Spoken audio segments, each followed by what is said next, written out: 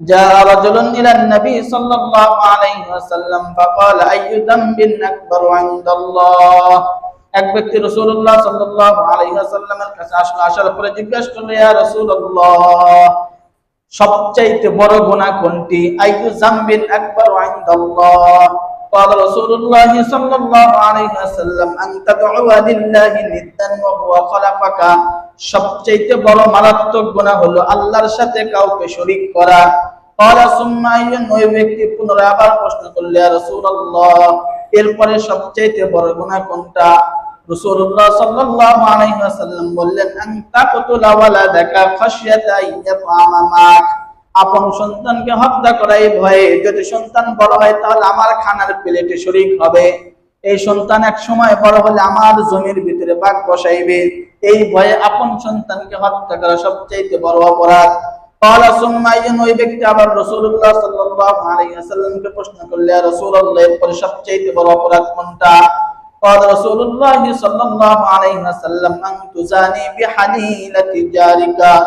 এরপরে সবচেয়ে বড় অপরাধ হলো আপন প্রতিবেশীর সাথে জিনায় লিপ্ত হওয়া।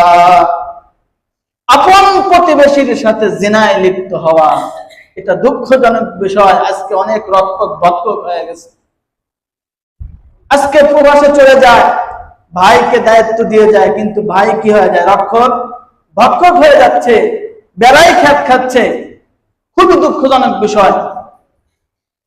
এই কারণে এই বিষয়ে আমাদের খুব সতর্ক থাকতে হবে। রাসূলুল্লাহ বললেন, সবচেয়ে খারাপ কাজ, বড় অপরাধ আপন প্রতিবেশীর সাথে জিনায় লিপ্ত হওয়া।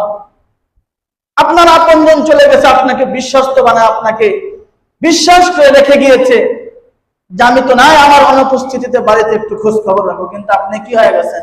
ভক্ষক হয়ে গেছেন। এখানে রাসূলুল্লাহ বললেন সবচেয়ে বড় অপরাধ।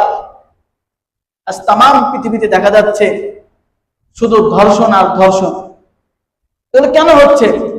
একটাই কারণ, সেটা হলো আমাদের মাঝে পর্দা নাই। পর্দার বিধান আমরাকে শিথিল করে নিয়েছে, হালকা করে নিয়েছে। যদি পর্দার বিধানকে আমরা পরিপূর্ণ সমাজের ভিতরে বাস্তবায়ন করি, তাহলে জিনা সংঘটিত হবে না, ধর্ষণ সংঘটিত হবে না,